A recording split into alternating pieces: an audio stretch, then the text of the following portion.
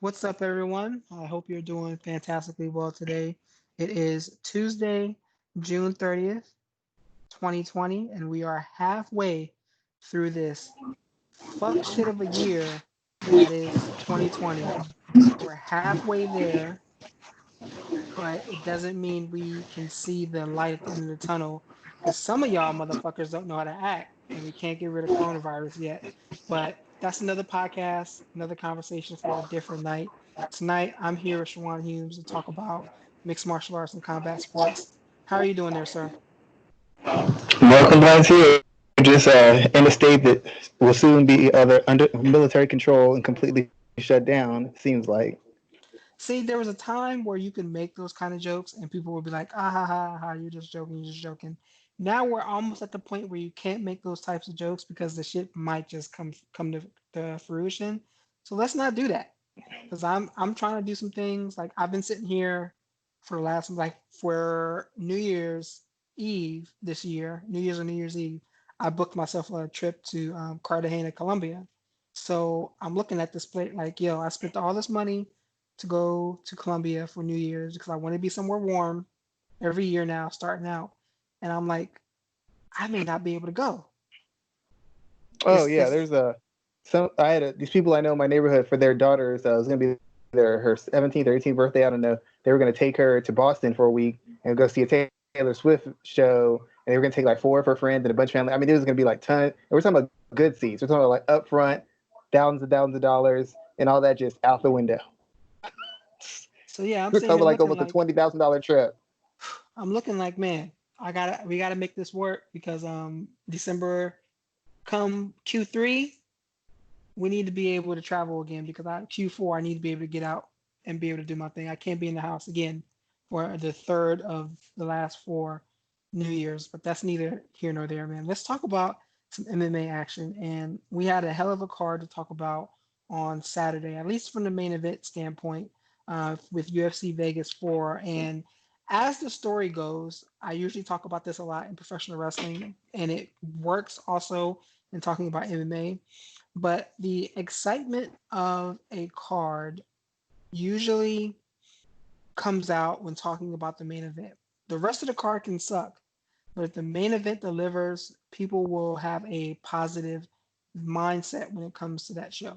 The main event of UFC Vegas 4 from Saturday delivered, and it delivered fantastically well. The rest of the card, it was what it was. Nothing really stood out. We're going to talk about a couple of different things from the rest of this card, but the main event between Dustin Poirier and Dan Hooker delivered in every sense of the word. So we're going to start there. We're going to talk about this fight, this 5 round battle between these two individuals. So, first thoughts, Schwan, tell me what you thought about the main event at UFC Vegas. What were some of your high level thoughts from a stylistic and game plan standpoint? It was a good fight. It was kind of the perfect combination of Dustin Poirier being on a decline and Daniel Hooker kind of having some momentum coming off a big win, feeling like he could take the next step forward. So it was like perfect because when you're on those win streaks, you start thinking that anything's possible. The title fights within your sights. You get a big name guy, gives you that confidence, that extra push to go a little bit harder because you think that now is your time. You're gonna step across that threshold and become the next elite guy to announce themselves as elite. And with Dustin Poirier, Dustin's been a long time high level fighter in two weight classes, an interim champion, and he had lost just enough of a step so that a guy with Hooker's limitations was able to draw out a kind of round of the year and fight of the year from him. I mean, Dustin generally gives us good fights, but in my opinion, a guy of his class usually gets rid of somebody like Hooker a little bit quicker and a little bit more decisively if he's all cylinders firing in his prime. I don't think that's the case for Poirier as it stands now, but we got a great fight out of it as a result. So, let's talk about this great fight. And you mentioned specifically Dustin Poirier's decline. Now, yes, he won a unanimous decision victory. But as I was watching this fight, the first 2 rounds, the way he was fighting, the strikes he was taking, I'm like, he's going to get himself finished because he was taking a lot of strong shots, a lot of combinations, and it looked like he was hurt multiple times in those moments. And it looked to me, from what I was seeing, that Hooker noticed he was hurt and took his foot off the gas because he didn't want to get caught with anything from a counter standpoint because he know that that's how Poirier fights. And he wanted to make sure he had the gas tank to go 25 minutes, which in turn played into a part of his decline in the end of the fourth and the fifth round. But let's talk about Poirier first. Is he off a step? Because if you look at his career, he's never lost back-to-back fights. He's been in the UFC for 10 years, um, since 2010 when I think he took a or WEC. That's where he started first. He's never lost back-to-back fights in his career. In fact, when he loses, he almost always, except for the the space between the Cup Swanson and Chang Sung Jung losses, he puts together a strong win streak before he loses again. When we saw the way he fought on Saturday, would you say that at 31 years old, we are looking at a Dustin Poirier that may be on the decline? Well, in watching the fight, he didn't seem very fluid. He seemed mentally sharp.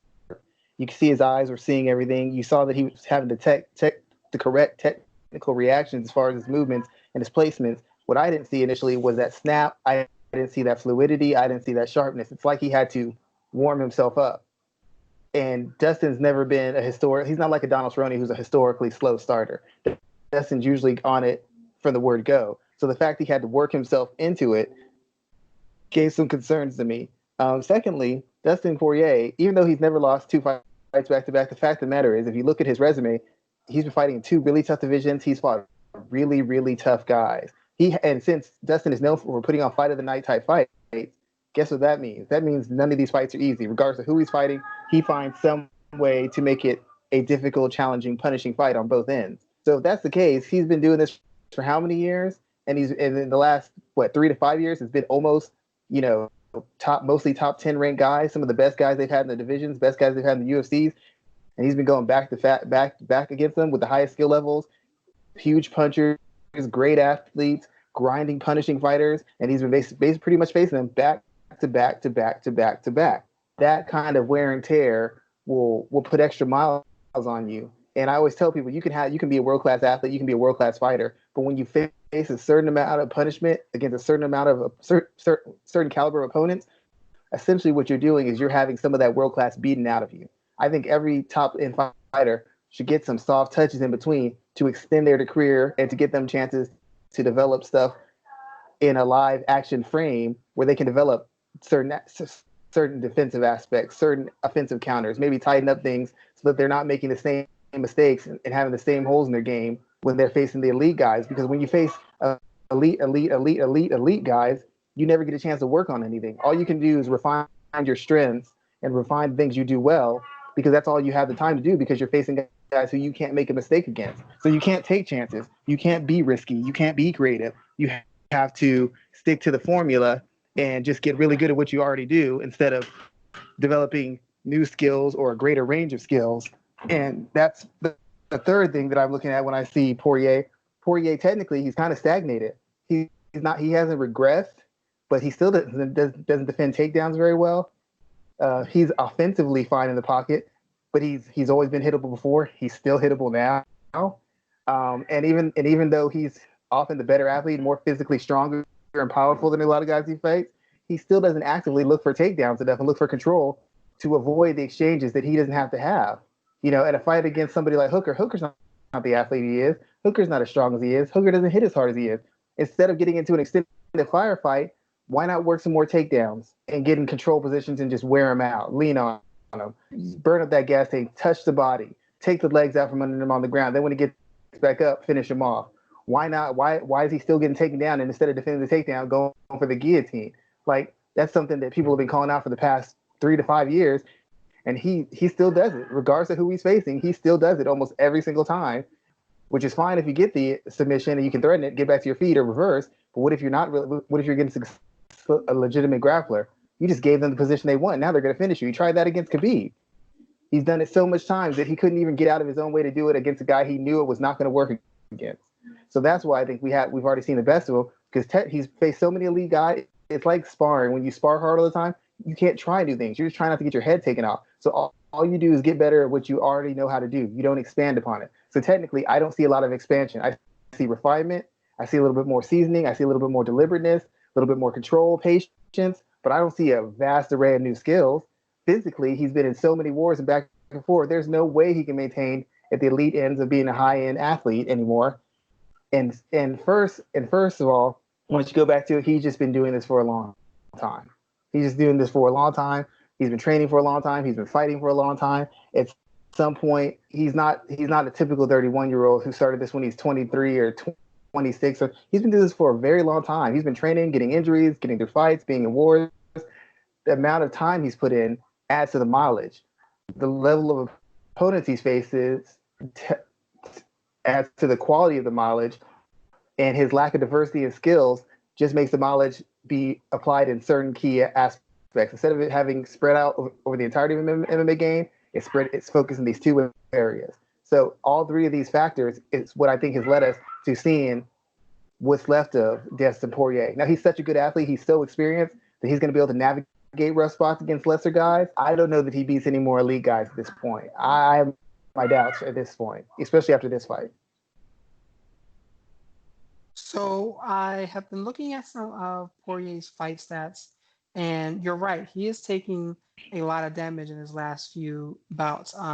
He took 155 significant strikes against Dan Hooker, or from Dan Hooker. He took 181 from Max Holloway, 115 from Justin Gaethje. Those are the biggest numbers that he's taken, and that is in 3 of his last 5 fights, 4 of which he's won. So you got to give him his credit. He gives it out just as much as he takes it, other than the Khabib Nurmagomedov fight. But at some point in time, the downward spiral comes. And looking at the UFC's roster, you have to wonder what is next for him, because he is in a position where he can't claim a title shot because he just lost to the champion. So yes, he has that win over Justin Gaethje. If Gaethje beats Nurmagomedov, perhaps there's a way he can get to the fight situation there. But that fight isn't until September. So maybe he could do something like that next year if Justin wins. But I wouldn't want to see him fight Tony Ferguson right now. Conor McGregor's out there, but we know McGregor's going to be fast-tracked to any title he wants. What would you do if you were advising Poirier in a situation right now? Do you tell him to wait around for the potential winner of Khabib versus Gaethje? That's what I would do. I would tell him to take as much time off as possible and heal. Or do you think he should stay active and maybe fight one more time in 2020? Given the fact that he's already ranked so high and this is such a high-profile, exciting win, by UFC rules, really all he has to do is sit and wait. There's probably not going to be a better fight in the next 6 months as far as in his weight class. He built a lot of interest. He's got a win over Gaethje. So if Gaethje wins, he's in perfect position to get another title fight. I mean, that's just an automatic. Even if Gaethje doesn't win, we don't know how much longer Khabib's going to be around. And I don't know that anybody else has a better win in the 55 division right now that would leapfrog Dustin Poirier. Now, that fight wasn't particularly exciting, but and that would be the roadblock. But I don't know anybody else who could leapfrog him, and anybody who'd be capable of leapfrogging him. The UFC will most likely put them in with Poirier and then have that person be the number one contender. So either way, he's a number one contender fight away, or he's going to be the next guy to fight if Gaethje wins it, because he had a stoppage win over Justin Gaethje. Like I said, if I'm Dustin, I have to pick my spots very carefully. He's always taken on a high level of opponent. He's always kind of been a UFC company man as far as who he's going to face, who he's going to fight, when he's going to fight. I think if you're going to put your foot down when you're starting to show that wear and tear, because there was a time when a guy like Daniel Hooker wouldn't have ever got Dustin Poirier rocked or on his heels, no matter what he hit him with. I mean, he got knocked out by Michael Johnson, but Michael Johnson is explosive, big hitter when he sits down in a shot. He's taking shots from Justin Gaethje. He's taking shots from the best guys at multiple weight classes. A guy like Hooker shouldn't have been able to do what he did to him as far as accruing punishment and actually hurting him, not just landing shots, but actually backing him up and stunning him to the point where he couldn't get a counter off. He's just backing up in a straight line. That tells me his durability isn't where it used to be. Power's still there. The timing isn't. The power's still there. The experience is still there. The physical strength is still there. But that quickness and that timing and that durability is not. So any fight he takes from now on from an upper level top 10 type guy is a risk. At this rate, anybody in the top 10 to top 12 is a risk because even though he has the experience to survive rough spots, you land the right shot on. If that was a bigger hitter, somebody who hits a little bit harder, like if he fights Conor McGregor again, I pick Conor to stop him. At some point, Conor's going to land a shot on him early in the first round, and if Conor lands, I don't think he walks away from it. So I think his best bet, unless it's a money fight for Conor, sit back, wait to see what happens. And if Khabib wins, you probably got to fight one more fight. That's fine. If Gaethje fights, you demand the next fight for him. That's pretty much it. That's the only options I see for him right now. Yeah, I can definitely agree with you on that situation. I think taking any fight right now is a dangerous situation for him. Like a fight against Charles Oliveira, that's crazy. That's really dangerous to me. He hasn't fought Dustin. High risk, low reward. Yeah, very high risk, very low reward because we know Oliveira. I mean, his striking has come a long way, but he gets a hold of something, you might be going to sleep in a matter of moments. Fighting Paul Felder, who's retired, but sitting at number 7, that's a dangerous fight for him as well, too. So even fighting a rebounding Tony Ferguson, that's a dangerous fight as well. So it might be best for him to stay out of the picture. What about Dan Hooker here? He's sitting at number 5. He has not moved much since the fight on Saturday. What do you do next with him to kind of keep him relevant in this lightweight division? Well, the thing about it is you don't have to make him relevant because Dan Hooker is yet another guy who seems to always find his way into exciting fights, for one. And two, he's got a personality. He's got a little – I don't think he has the level of charisma that Adesanya has or the level of charm that maybe Poirier has, but he has something, and he gets a reaction out of fans. And if nothing else, the intensity and the violent nature of the fights he's in tends to create a narrative that he's must-see TV. The fans need to see him, and this fight's just going to add on to that. This fight's just going to help him in regards to making him somebody that fans want to watch, which will give him some leverage as far as maybe calling out another top name or getting placed at the top of the top of a card, in the top half of the card or the top of the card. This only helps him. The problem with Hooker is I feel like we've already seen the best of him. He's not a great athlete. He's not a big dynamic puncher. And if Dustin Poirier, after multiple years of facing the best has had the lead beaten out of him in the last couple of years. Daniel Hooker, who's never been an elite athlete, who maybe is fringes of elite athlete, fringe of elite fighters, I feel like in his last three fights, he's had whatever world-class elite levels of talent kind of beaten out of him. He took a tremendous beating against Poirier. Just because it was competitive doesn't mean it was a beating. He fought Edson Barboza. That was a tremendous beating in that fight. When he fought Paul Felder, that was still a high-contact, high-level, punishing fight.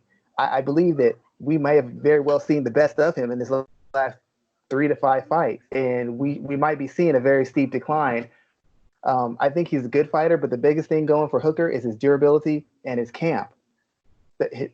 He can take punishment, so that matters no matter how hard you hit, how good you are. He's going to be able to stay in fights and hopefully and extend them to points where maybe you exhaust or you make a mistake or he can get his shots in. So that always makes him look good. That always makes every fight look more competitive because he can take the punishment. If he had less of a chin, Poirier stops him inside of 3, maybe 4 rounds. But he had the chin, so you can take shots long enough, and you're willing to go forward and throw.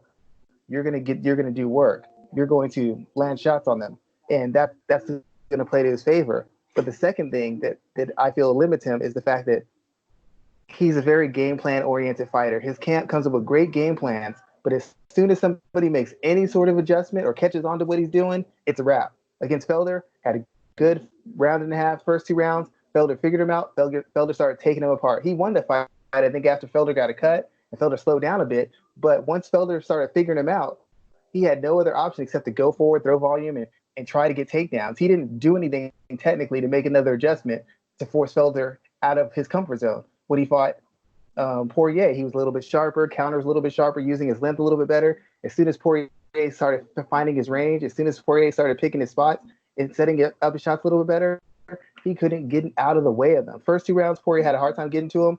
From the second half of the second round, for the rest of the fight, Poirier had no trouble landing power shots, getting the fight to where he wanted to, and putting Dan Hooker on his back foot the entirety of the fight. He's very dependent on those game plans because he lacks athleticism and power to turn fights around. So what we've seen from Hooker in his last 3 to 5 fights, that's pretty much the best we've gonna see. And against the elite talents, I feel he's just not athletically or physically dangerous enough to beat them. I can't see him beating Khabib. I don't know under what circumstances I would ever see him beating Justin Gaethje. And as much as people say Connor's a clown and Connor's a joke, just based off talent alone and how poor his defense is after round 1, I don't see how you don't pick Connor over him. I mean, who's the elite level talent guy who you say that Hooker can beat right now? Right now, he's going to go, unless he can call it a name and get the name just off the fact that he had a competitive loss with Poirier, he's just right back to beating second-tier lightweights, hopefully getting on the win streak to put himself in position to hopefully get to that elite status again. But I don't think he's an elite fighter. I never thought he was, and this fight just proved it. If there was ever a chance for him to get that big, high-profile win, this was it, and he couldn't get the job done. Looking at the top 5 to 8 range, I think that if he is going to pick up a win over anyone at this point in time, it would have to be someone. He would have to catch Tony Ferguson slipping, who's sitting at number 3, or I could see him defeating a Charles Oliveira as well. I think that those are 2 wins that he could probably take. And that's do you see him? Do you see him just beating them, or do you see it like a 50-50 where he's just as likely to get beat as he's those beat? Oh, it's a 50-50 Charles fight Oliveira, for both. Yeah. It's a 50-50 fight for both. There's no fight where you're like, oh, Hooker's the favorite. In fact, I can't think of a fight he's had where I'm just like, oh, he's a clear favorite. It's always a 50-50 situation for both men. So let's move on with Saturday's fight card. Let's talk about Mike Perry. So he picked up a pretty decisive victory over Mickey Gall, and he won unanimous decision over 3 rounds. Mickey looked good for maybe the first 3 minutes or so, but you can tell that Mike was able to begin picking up what he was doing and was able to pressure Mickey. Mickey ran out of gas in the second round and was just not there for the rest of the fight. But the story is Mike Perry, who had his girlfriend in his corner instead of having a actual corner. I think her name is Latay, and I think that's how you pronounce her last name. And this is a pretty interesting situation. People are laughing and joking about it, but there are some intriguing narratives or angles at this situation because he made it clear he is dealing with financial issues. He talked about it during the post-fight interview with John Anik, and some people are speculating that, man, maybe he couldn't afford to have a corner, and having his girlfriend in the corner with him means that he doesn't have to pay for a situation, because we know that could be a pretty financial, almost like a tax that fighters have to pay when they go in there and compete. He did mention that he's looking to take a situation and maybe find a coach, find a team that's willing to have him. But what did you think about this situation with Mike Perry having his girlfriend in the corner with him? And I hate that I don't know her name and I can't pull it up quickly. But what did you think of the situation? And is this more indicative of him having financial troubles at this point in time? First, it's Latori Gonzalez. That's her name. Mike Perry's girlfriend. There you go. Thank you, sir. Latori Gonzalez. Second of all, this isn't the first time we've seen that because what's his name? Oh, that guy who fights the light heavyweight, Sam something. He just hits people with counter right hands and knocks them out. His girlfriend used to be America's top model or competed on the show. She's been in his corner. She was the only person in the corner, but I've heard her. She knows what she's doing. Like she really knows the sport. She be calling some stuff out. And third of all, Mike, if you would have paid for my ticket, I would have gladly sat in your corner. I need to get paid. I just need to be on TV live representing MMA Ratings Podcast, letting people know that, yes, I'm that good. But it was an interesting narrative. I have a couple things to think about this fight. The first thing I have to say before we get into the money aspect is Mike Perry, a lot of people are hating on him. A lot of people are saying, well, he proved that you don't need a corner. He did not prove that at all. But he did make some very salient points about corners and about how poorly they were run in mixed martial arts communities. Mike Perry said a lot of corners, they tell you to do stuff and they give you a strategy and they're yelling at you to do stuff, but they don't understand they're not the one in there. And he's not just talking about people who've never fought before. He's talking about former fighters who are now cornering, because regardless of whether you've been in there before or you've never been in there, right now you were not in there. I have to go. You can give me a game plan, you can give me ideas, but you have to let me fight, because in the middle of the fight, you yelling out a bunch of stuff, you screaming a bunch of stuff at the top of your lungs isn't helping anything. Too much is going on for me to process a million different orders, a million different code words, a million different voices, because 4 or 5 people talking in the corner instead of just one. It's too confusing and it hinders a fighter. At some point, that's what the camp is for. You have a camp, you come up with a strategy, plan A, plan B, plan C, you work them, you develop them in the fighter so that the fighter is going to do the right thing. He's going to take one of the 3 options whenever he gets in certain positions: favorable position, inferior position, neutral position, on the feet, on the ground, in transition. You're supposed to train for everything and have him have at least 3 options, regardless of what happens, when it happens, and where it happens. So that he has that in his system and he can automatically react. If he has to be told all the time, that takes too much time. That slows him down because he has to think about it. You had 6 to 8 weeks to figure this out. You should have already had this set up for him. And even if it's a short notice fight and a short notice opponent, you're supposed to be consistently working with your fighter, adding skills, refining skills, diversifying skills, changing skills, taking stuff in, adding stuff so that he's ready. That when he's put in bad situations, he doesn't have to have you talk him through them. Because if he has to have you talk him through them, it's not going to work. It's not going to work. There's too much overcoaching. You can't do that.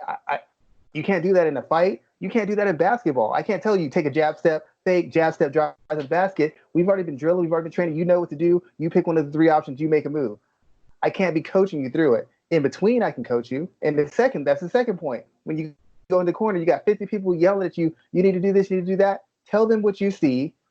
Tell them what the biggest problem is. Give them a solution to that problem. Calm them down and send them back out. You don't have time to be giving them 50 million things. There's not enough time. You got 3 minutes, 5 minutes, whatever it is. You have to get to the point. You have to find out the major problems, the major things that work, address them, calm them down, build his confidence, send it back out. All the extra stuff, all the 5 people talking and everybody yelling at you, that doesn't do any good. That shows a lack of discipline, a lack of order. That does nothing but confuse the fighter. That does nothing but frustrate the fighter.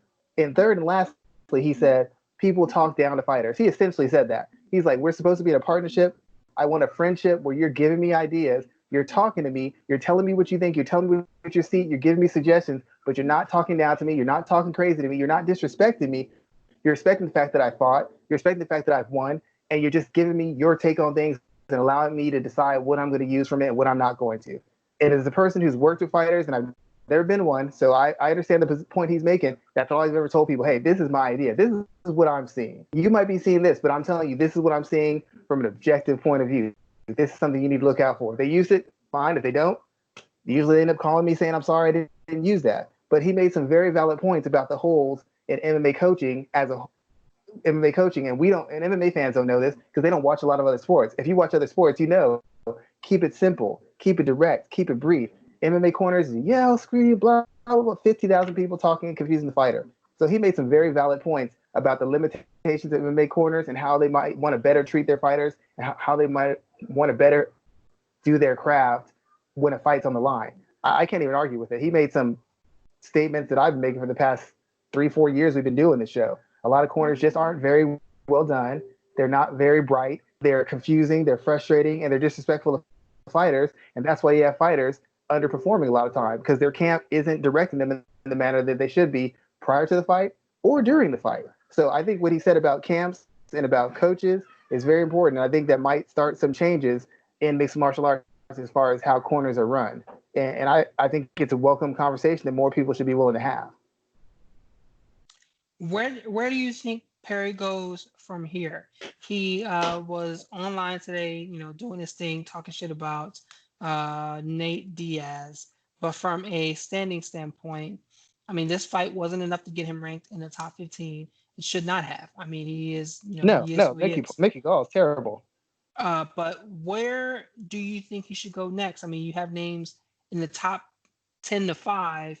You have Jeff Neal, Nate Diaz, Vicente Luque, Robbie Lawler, Neil Magny, Anthony Pettis.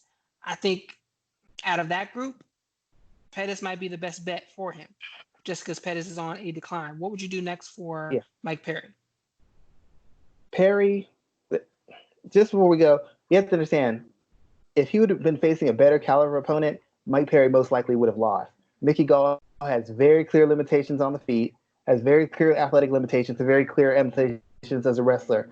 He was a beneficiary of good business, and he got into the UFC as a result, but he's never really beaten anybody of note. He's got too many holes athletically, too many holes technically. He's not at this level yet. He needs like another 2 or 3 years a season. Unfortunately, it's too late. So this win isn't about Mickey Gall, because that's not impressive. Beating Mickey Gall to me isn't impressive. What's impressive is the storyline with his girlfriend and not having a camp. So that's giving him some leeway to call people out and to make some demands because he's hot at the moment and he's trying to take full advantage of that.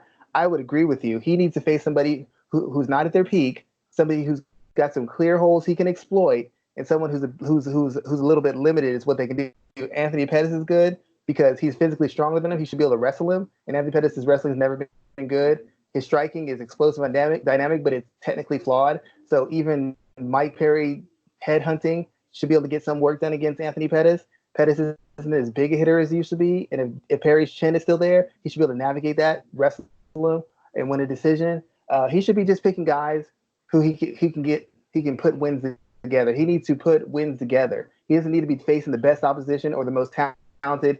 He needs to put wins together. A Neil Magny will be good.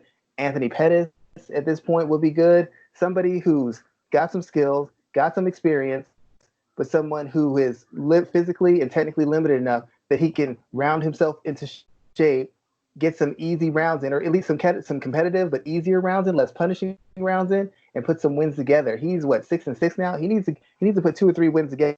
And he needs to do it absorbing as little punishment as he possibly can at this stage, unless he's getting some kind of money fight. Unless Conor comes back and says he wants to fight him at welterweight, he should just be taking the safest fights and the easiest fights so he can install all the changes he wants to do and kind of fit into the new identity he's developing for himself as a fighter. Now is not the time to jump the line. Now is not the time to take risks. Play it smart, play it careful, get some wins together, put yourself in position so that when you get that top 10 guy, you're ready with the best version of yourself as far as your skills, your mindset, and your ability to apply the skills in a live action situation. Beating up Mickey Gall does not prove anything to me. Getting pieced up by Mickey Gall on the feet is concerning. The fact that Mike Perry did not know enough to fake or throw head and body combinations, because if he didn't throw into the body the first 2 rounds, that fight wouldn't have got to the third. If he would have thrown to the body as heavy as he's thrown to the head in the first round, that fight wouldn't have got to the second. The fact that he couldn't figure that out in and of himself tells me he needs a corner, but he also needs someone to rein him in and pick the right fight to get him into position to make some money, to have some momentum, and to hopefully break back through to be in a top 10 welterweight. So you mentioned making money, and that's the perfect segue that I want to use to talk about our third point from Saturday, where we had one, her name just escaped my mind, Kay Hansen, picked up a submission victory. Kay Hansen? Yes, she picked up a submission win. Oh, what was an interesting debut for both women. Hansen is the second youngest person on the roster now. She's the youngest woman, older than only Chase Hooper. And Euphrae is 35, former Invicta champion, making her debut. Now, Euphrae looks good in 13 minutes out of this fight, 12 minutes out of this fight, until the fight went to the ground and she made the mistake of posting on her hand in that Uchimata position and basically got herself armbarred. What did you think about this fight here? Are both of these women prospects enough, even regardless of Frey's her age? Are they prospects enough in this division at a time where I think this was a strawweight women's division is building itself up as one of the top 3 divisions in the sport? As far as Jen Euphrae is, no. I like her. She's got a look. Had she had this happen early in her career, or had they had an atom weight, she probably would have been a superstar. She's much like Michelle Washington in the fact that she's intelligent, she's very attractive, she's effective at what she does as far as her fighting style. She's fairly exciting, and she has a sort of charisma and charm that would allow her to get past the normal barriers for being a fighter. But the fact about Jen Euphrae is she's a person who does a lot of things. She doesn't do a lot of things well, especially defensively. And a lot of her success is based on one, her aggression, two, her athleticism. Her aggression is tied into her athleticism. Third on the list is her technique. Her technique is tied into her aggression and her athleticism.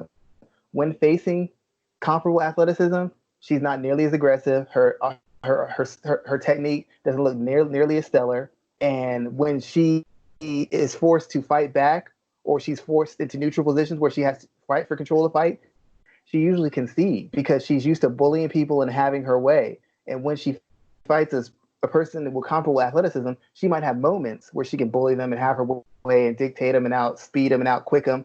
But a person of comparable athleticism is going to start, if they can hang in there and not get knocked out, and she's not a great finisher, they start hanging out, they start getting her timing. Once they get her timing and they deal with her aggression, then the talent, then everything else levels out. Now she can't out athlete them, and now it comes down to a matter of technique. And when she's faced better athletes, she's found some way to be stopped, and dramatically so. And in this fight, this was no different. She came at Hansen. She's more experienced. She didn't allow the youngster to get any momentum. She thought if she jumped on her early, scuffed her up, chipped her up, roughed her up, threw her around, Hansen would break. Hansen would go defensive. Hansen would start looking for ways out. Hansen continued to fight for every position. When she's on the bottom, when she's getting taken down, when she's getting hit, she kept fighting back. She never just accepted it. She never got defensive. She was always looking to land a counter, land a lead, find a submission. So that when Jin Frey made the mistake that she was always going to make, and she is a very mistake-prone fighter, she's usually just a good enough athlete to mask it.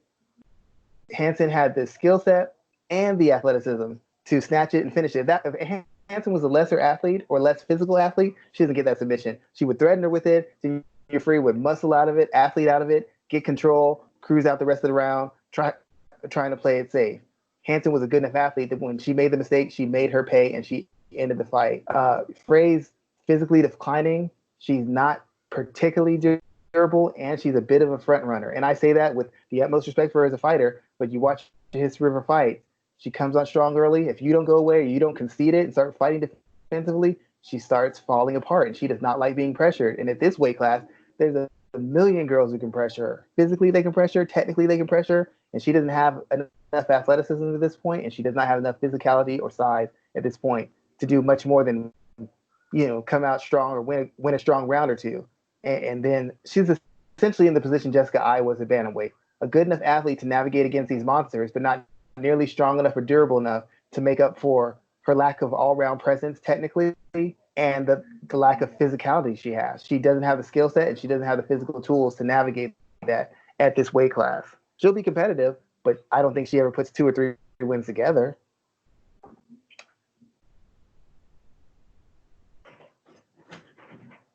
So let's talk about Hansen as well. Or you were talking about Frey there. Let's talk about Hansen. She's 19 years old, 20 years old, I believe. Are we looking at a prospect that could be what some of these younger competitors were supposed to be, such as Macy Barber? Are we looking at someone who can be that individual? Maybe Rose has developed into who we thought she was. Paige Van Zandt, she's kind of bounced around and now she's on her way out of the UFC. Is the UFC looking at someone in Hansen as their next big prospect that they can build around? Kay Hansen, I think she's a big, strong fighter. But the thing is, she's very experienced. She had amateur MMA. She had box. She fought as a boxer. She's got a well-rounded skill set, especially in the ground. But what showed in this fight is she's got poise. She's got mental toughness, and she's got poise. I've seen veteran fighters check out in fights where they had chances to win and wouldn't take a risk to either turn the fight around or finish it. We saw Marion Renault basically run the clock out trying to survive against Raquel Pennington instead of looking for anything close to a finish. In this case, Hansen had to be down 2 rounds. 2 rounds to 2. She was down 0 rounds to 2. She was down. She came back.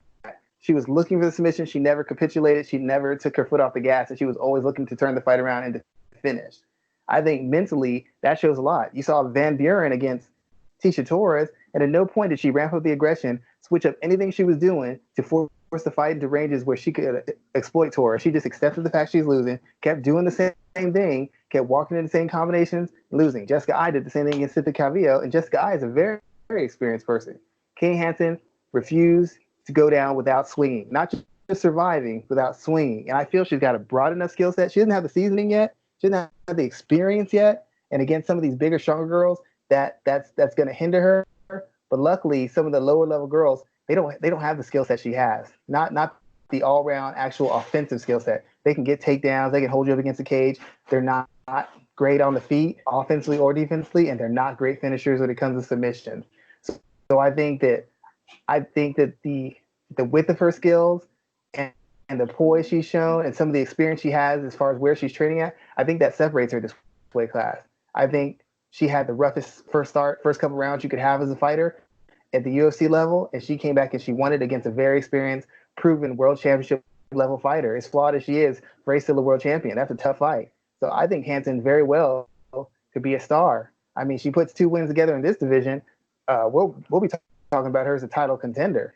You just want to make sure you pick the right fights for her. I don't think she has some of the character flaws that a Macy Barber has, or she doesn't have the technical flaws that Antonina Shevchenko has. And I think that if you pick the right fights for her and let her get her legs underneath her and let her get a little bit more seasoning, you very well could be looking at a potential title challenger.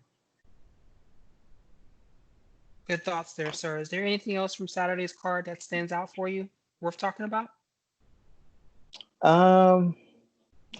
Just to go back to the Mike Perry thing, that money thing is very concerning. I mean, we always hear fighters in the UFC talk about money. We hear that quite a bit.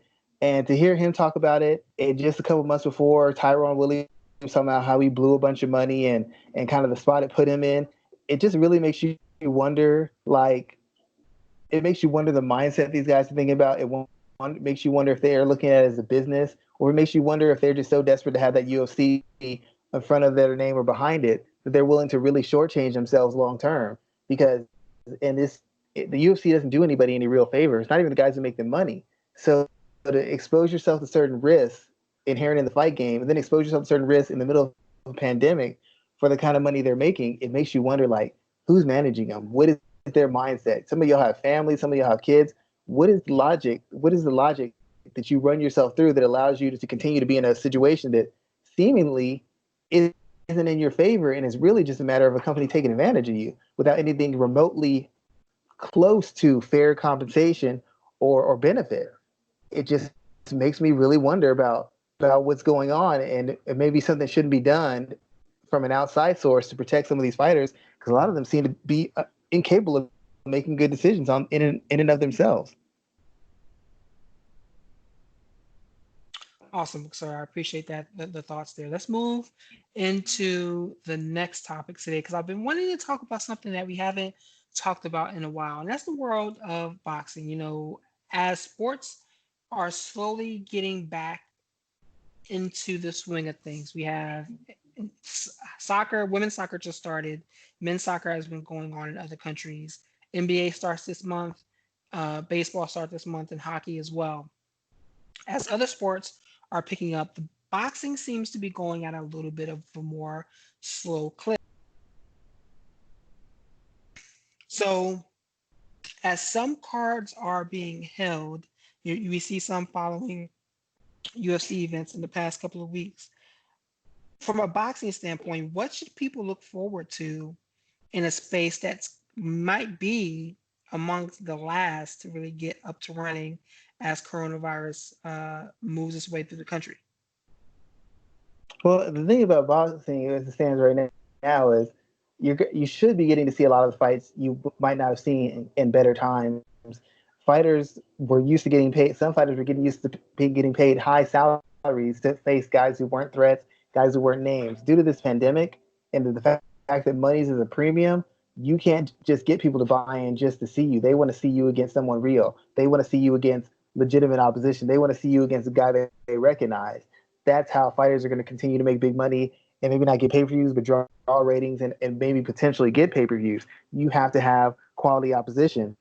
So in that regards, fans should be excited because now they're in a position where the fighters, not that they don't earn their pay, fighting is a tough way to make a living, but they're going to actually have to really earn their pay. You can't fight the 26th ranked guy in a division and get $2 or $3 million anymore because nobody's going to nobody's going to turn ESPN to watch that. Nobody's going to go to a venue to see that. Nobody's going to buy pay-per-view for that. You're going to have to give them matchups that they want to see, matchups that excite them. And if they don't want to give them matches that excite them, then that means younger guys who aren't as established, who don't have as much money or don't have as much experience in the game, who are willing to take risks, are going to have their opportunity. There's lots of opportunity for young fighters who want to take some risks, and there's going to be a lot of risks for older fighters who might be used to picking their spots a little bit more and dictating when and where and who they fight, because the money's just not there. Too many people don't have jobs. Too many people are struggling.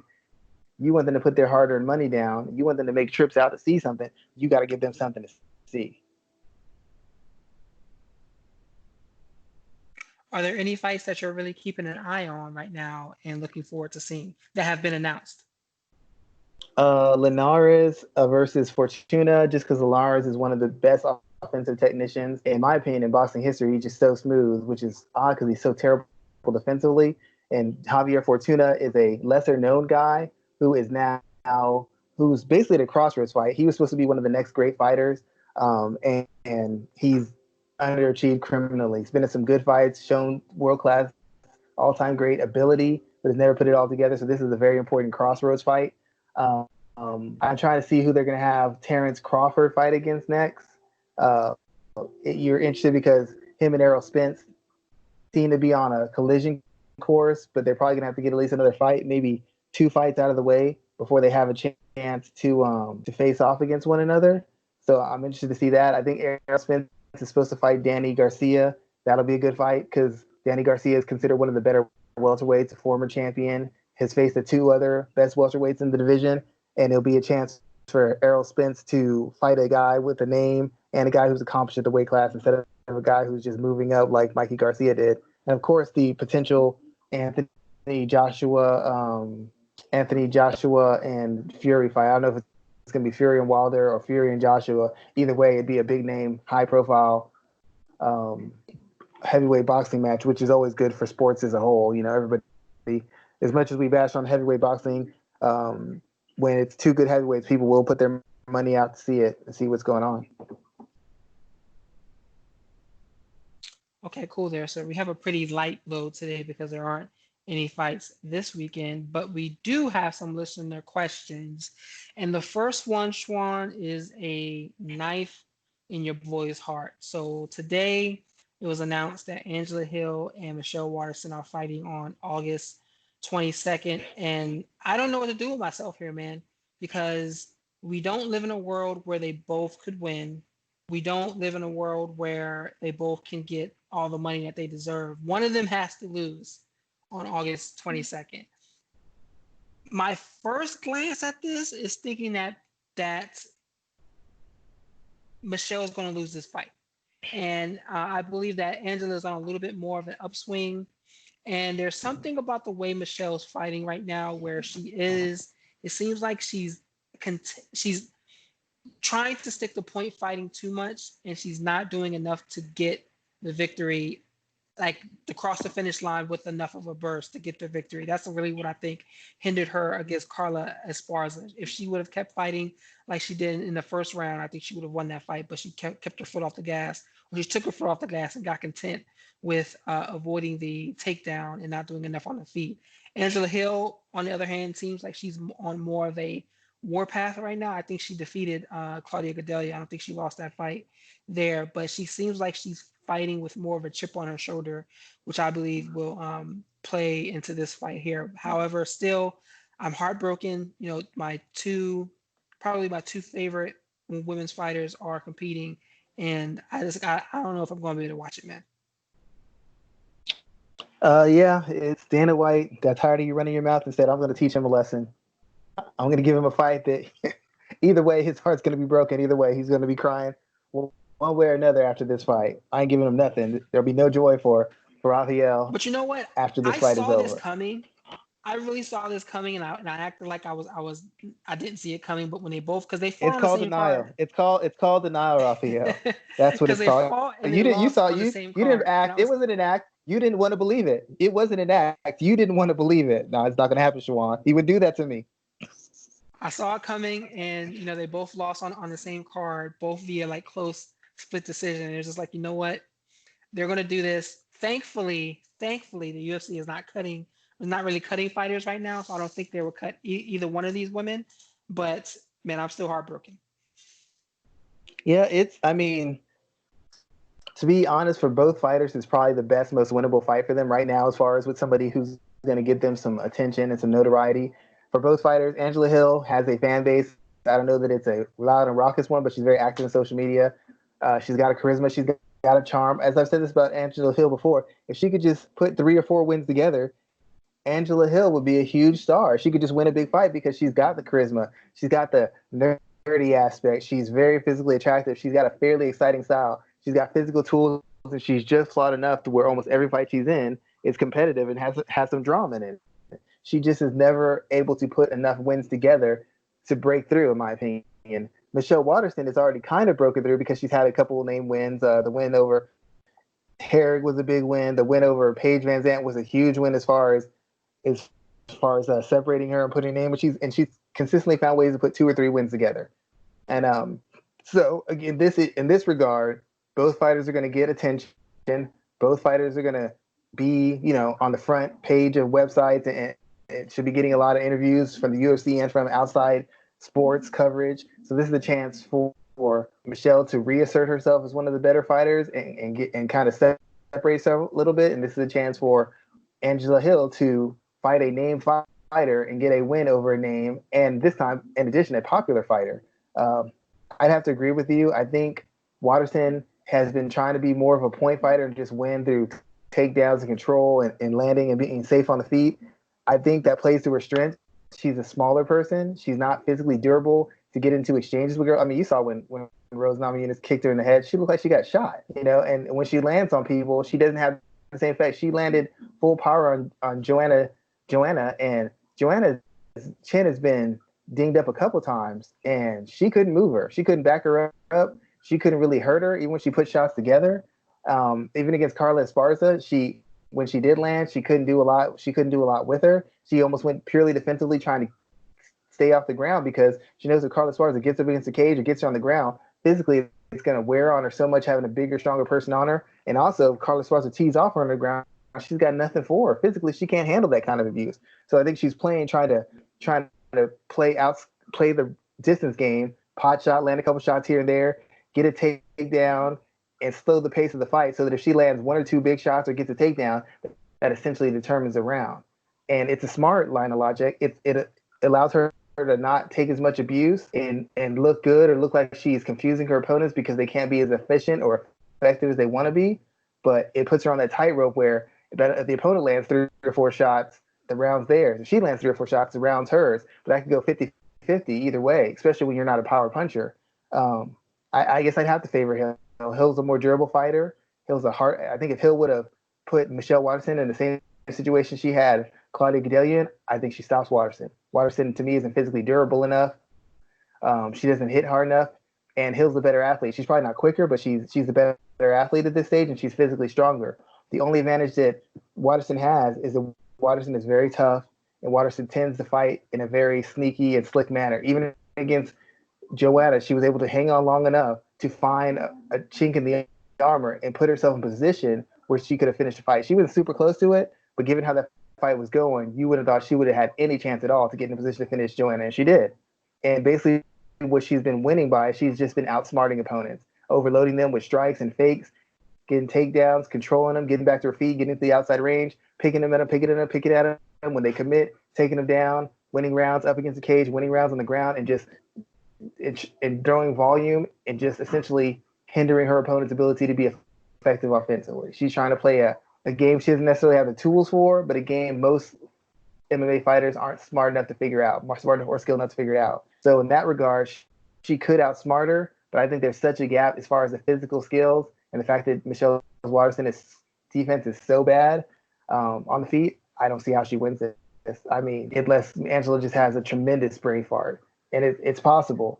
But if Angela fights with purpose and controlled aggression, I don't see how she doesn't walk Waterson down. And I would think if she really wants to put a stamp on it, she needs to stop her. She needs to put a stamp on it. She needs to separate herself. She needs a stoppage win. A decision win isn't going to get it. She needs a stoppage win over Michelle Waterson to get the hype and the attention she says she wants. What's interesting here is that I feel like the UFC is trying to get behind Angela Hill. Like I almost feel like they want to get behind her, that they see how much of a personality she is and just how much people enjoy her. So I think that we're at a point where um, we are on the cusp of getting behind Angela Hill, and that's something I've been wanting to see for so long. I Yeah, want to yeah. talk It's just about. that she just has to win it. That's the thing about it. She loses again. It's just, I mean, she's been right on the cusp of breaking through, but she's found some way to lose in every single instance. This is yet another chance she has to break through. Yeah, man, just this is definitely another chance.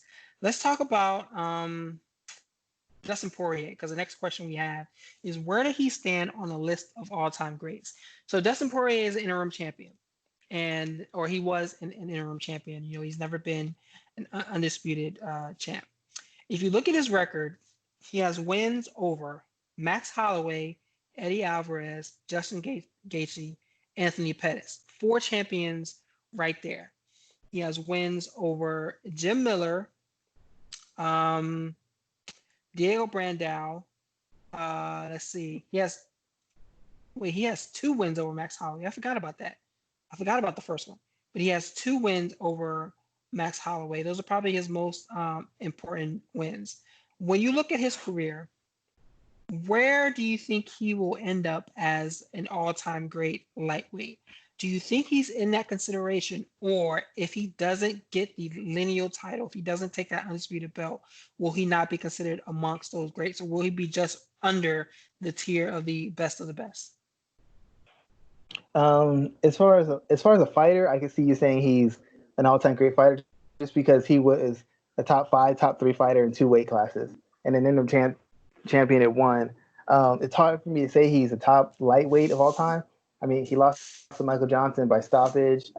Even though he had that draw against Eddie Alvarez, and with the exception of there's against the very best guys he's faced, he seems to have always come up short.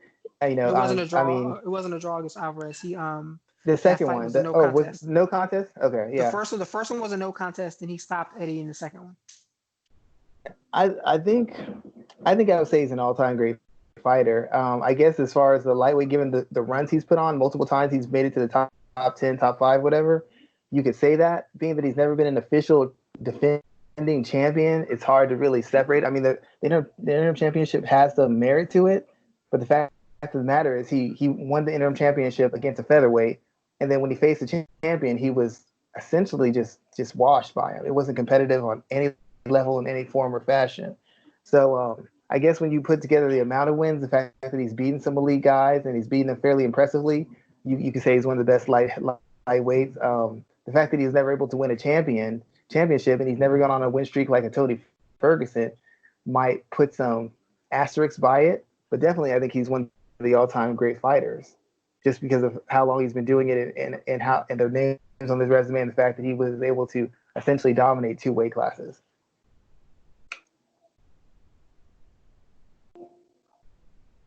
True, some good thoughts there, sir. I think he'll be on like that tier below of being like all-time greats, like in the group that includes all-time greats at lightweight. Like the group that will include like a Benson Henderson, a Frankie Edgar will be on that group, but ahead of the list that include individuals like Tony Ferguson, Jim Miller, others who are like right on the cusp but weren't champions in their time. Last question we have for today is a rather simple one. We have a holiday weekend coming up. I keep forgetting about it, but I am working on a short week this week, and tomorrow's I think it's my last full day in the office. Fantastic. So, what are you doing for the holiday, man? We have Fourth of July, and every damn thing is basically closed. So, how are you going to be celebrating? Uh, I don't know. I'll probably just be hanging out. I'm supposed to train a kid. I got a kid I got to work out on Saturday. It's 4th of July. Work out my kids during the week. Boxing. I plan to move, so nothing fun. And just stuff that's got to get done. I don't have any fun planned at all, to be honest.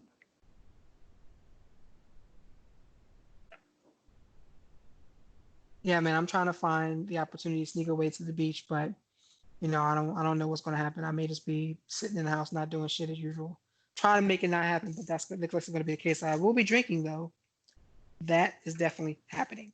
But that's all I have to talk about in the space of MMA this week. Actually, Schwan, let me ask you a question. Speaking of drinking, did you see my tweet from last weekend about liquor before beer? Did you No, see I did this? not. So I did okay, not see that. I was having a situation last week, and I'm just gonna, this is we're gonna create a corner of this podcast called the Therapy Corner. So I was having a drink last week, and I had enough rum to make one rum and coke, and then I had enough beer to finish the night off. I couldn't remember what is the order of it. Is it liquor before beer, you're in the clear, or is it the other way around? Have you ever heard of this before? Yeah, I have. I'm trying to think.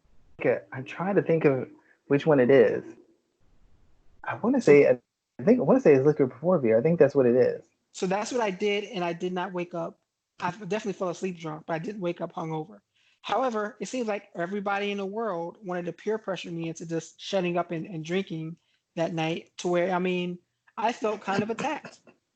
I had almost over 200 replies to that one tweet talking about how I need to basically man up and and just drink. I felt personally attacked over this because I'm trying to drink responsibly and not be a drunk mess at home by myself the next morning. Yeah, you don't. You're not gonna get a lot of responsibility from social media. Once you do something, you get drunk and you make some huge mistake, burn your house down, injure yourself. People laugh at you, say hey, we're an idiot.